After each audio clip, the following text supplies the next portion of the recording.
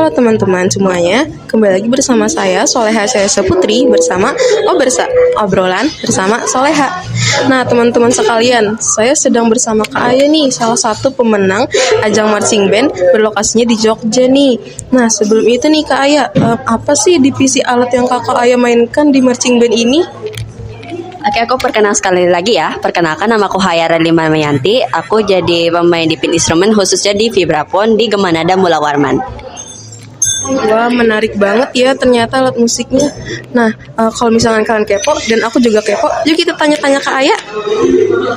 Oke, jadi langsung aja nih kita ke pertanyaannya. Kak Aya, kalau boleh tahu nih, apa sih tantangan terbesar Kak Aya saat memainkan alat musik vibrafon ini?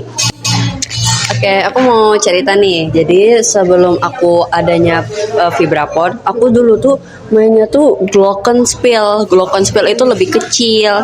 Nah, itu tuh dari SD sampai aku SMP itu dari SD sampai dari TK deh, dari TK, SD sampai SMP.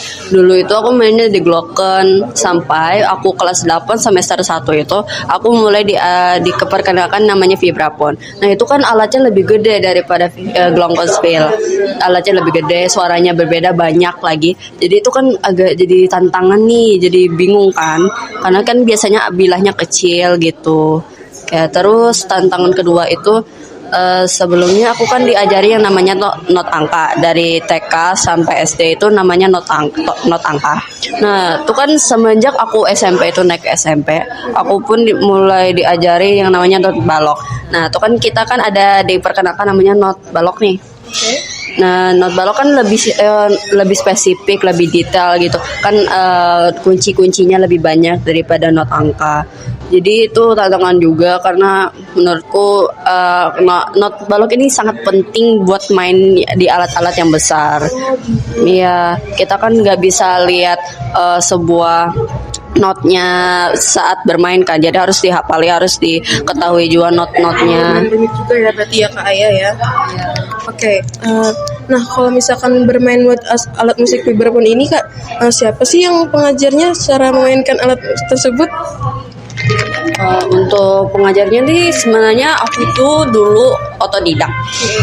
Kami itu waktu pertama kali diperkenalkan itu kami itu diajar otodidak nih.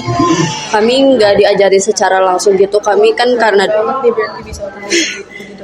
sebenarnya itu kan karena kami punya base bisa bermain glocken yang kecil-kecil itu, jadi kami otomatis bisa mencoba untuk bermain yang namanya vibrafon.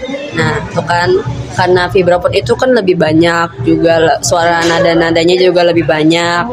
Iya, jadi kayak tuh harus belajar otodidak, tapi dulu tuh aku pernah dibantu sama pelatih aku sebelumnya. Pelatihku ya, tapi bentar doang sih. Soalnya kami belajarnya secara keseluruhan itu otodidak. Pelatihku tuh mengajarin di mana yang kunci bass-nya, kunci C-nya gitu dan lain-lain gitulah.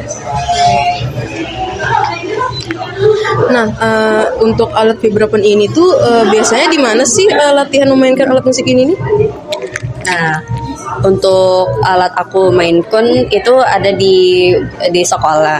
Nah, untuk Gemanada Mula Warman secara keseluruhan itu bermainnya di sekolah SMP Negeri 1 Banjarmasin yang berlokasi di Jalan Batu Tiban nomor 23. Jadi kami di sana berlatih bareng. Karena Gemanada Mula Warman itu merupakan ekstrakurikuler sebenarnya. Cuman marching band Gemanada Mula Warman ini bisa dibuka secara publik. Banyak Iya, jadi ada juga beberapa dari yang bukan anak SMP 1 bisa masuk buat itu ikut juga nih. Iya. Berarti aku boleh juga dong berarti. Boleh dong. Bahkan yang SMA pun, yang alumni yang pernah mengikuti marching band Gemanada Mula Warman yang dulunya pernah mengikuti bisa ikut lagi nih sebagai alumni. Nah, kalian nih teman-teman juga. Yuk, juga Gemanada Mula Warman. Ayo. Nah, terus nih juga nih Kak Aya, pertanyaan selanjutnya. Kapan sih alat vibrafon ini biasa digunakan dalam pertunjukan musik atau marching band? Biasanya itu ya digunakan saat perlombaan, tapi kadang kami menggunakannya itu secara sehari-hari. Setiap ada jadwal latihan kami latihannya dari Senin, Rabu sampai Jumat. Tapi kalau semisal ada perlombaan, kami bisa full seminggu atau Senin, Rabu, Jumat, Sabtu dan Minggu. Untuk saat ini kami masih Senin, Rabu, Jumat seperti biasa. Terus Kalau untuk jamnya itu Kak, jam berapa Kak bisa? tergantung kan kami merupakan ekstrakurikuler kan, itu sekolah. Untuk SMP itu pulangnya kalau SMP itu dari jam 7.30 sampai jam 3. Jadi otomatis mereka latihannya jam 4. Oh, berarti sore nih ya Kak ya? Iya, tapi kalau untuk hari Jumat nih beda lagi. Kan setiap jam 1, jam 12, jam 1 tuh kan orang-orang pada sholat Jumat. Iya benar-benar. Jadi orang pada pulang dulu. Nah, baru jam 2-nya sampai jam 5.30 atau jam setengah 6 biasanya itu jam latihannya. Jadi beda lagi. Tapi kalau untuk Sabtu dan Minggu nih beda lagi. Mereka itu mulainya jam 9.